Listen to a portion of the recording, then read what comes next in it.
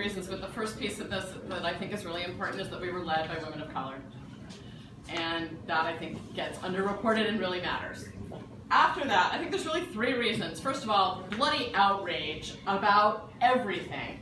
On the day after the 2016 election, I think I posted somewhere on Facebook, "Hell hath no fury like a few million women scorned." We got it, right? Like, I mean, and it's outrage over caging children. It's outrage over pick the ism, over otherism to begin with. It's outrage over white supremacy. It's outrage, period. Secondly, we talk a lot about Republicans being fearmongers, but I actually think women are afraid too. And what we're afraid about is bodily autonomy. If this arm does not belong to me, if this body doesn't belong to me, if people are going to legislate that this isn't mine to decide about, and that's whether it's about sexual assault, which I think is part of why you wanted me to come today, or who I vote for, or what doctor I can see, what medication is covered by my insurance, this belongs to me. And the fear that my body doesn't belong to me is also a driver.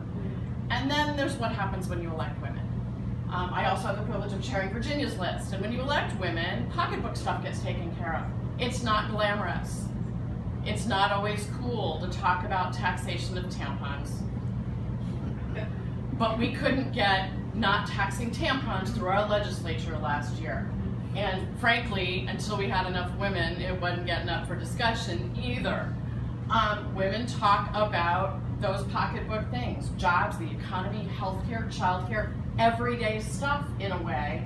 And they get stuff done because I think they have the theory of change that says, if I do the right thing, they're gonna elect me again. That's right.